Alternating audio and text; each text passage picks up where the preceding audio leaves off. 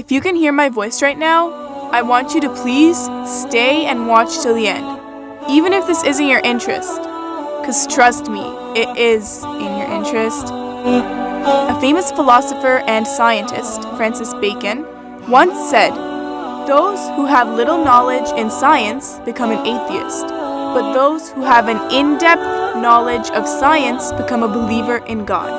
If you want to learn more about the proof of why God exists, you can click on the video in the link below. But for those of you who do already believe in God, but question which religion or God to follow, or why should you follow one religion but not the other, or why not follow all religions? This video is for you if you question, is there any proof that helps us choose just one right way? First, let me just throw some facts at you. The Bible has been altered by humans many times and has several different versions. The Quran has remained the same since it was revealed. And now in the 21st century, most things in the Quran have been verified by science, and absolutely nothing in the Quran has been disproven by science. And also, just a side note, please do not try to find an online Quran or online Quran translation, because some of those are fake. So get an authentic copy from a masjid, or make sure whatever you're looking at is from a credible source. I always think, people spend years trying to figure out what Shakespeare is saying in his plays, but we think we could easily interpret the Quran. Take a look at some of these facts from the Hadith and the Quran. The word day is mentioned 365 times in the Quran, and the word month is mentioned 12 times.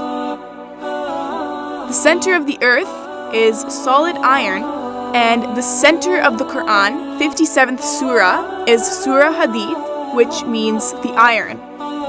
The word man and woman both appear 23 times in the Quran.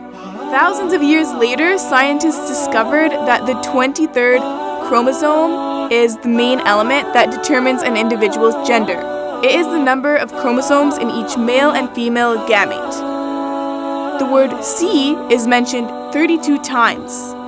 Land is mentioned 13 times. Sea is mentioned 71% out of the two. And modern science has recently proven 71.111% of the earth is covered in water, and land covers 28.889%, which are the exact numbers in the Quran. Japanese scientist Masaru Emoto studies our holy water called Zamzam, and said that when he diluted the water by 1,000 and froze it, he got two uniquely shaped crystals. Two crystals were formed, one on top of the other, but they assumed a unique form. When he asked his Muslim colleague why there were two crystals, he told him it was because Zamzam is composed of two words, Zam and Zam. The scientist also found that when Muslims say Bismillah before eating or drinking, he says that after saying Bismillah on regular water, there are some strange changes that happen in the quality of the water that make it the best water, due to scientific research. Previously, scientists used to believe that the earth was flat. It was later on that they found out that the earth is spherical/egg-shaped. The Quran mentions in chapter 79, verse 30, "And we have made the earth egg-shaped." Who could have known this even before scientists, over 1400 years ago, other than our Creator? The Quran mentions in Surah Alaq, verse 14 and 16, "No, indeed, if he does not stop, we will grab him by the forelock, a lying, sinful forelock." The human brain is not only one of the important organs in the human body, it is also the most complex. The brain is divided into four major sections known as lobes: the frontal lobe, the occipital lobe, the parietal lobe, and the temporal lobe. When someone lies, the brain cells in the prefrontal cortex, the planning executive of the brain, work harder than when we tell the truth. Pathological liars have been shown to have more white wiring matter and less gray matter in the prefrontal cortex of their brain than other people. Studies are still going on and more information is slowly being revealed, but one thing is very clear, and that is the prefrontal cortex is where lying and sinning takes place. just as mentioned in the Quran.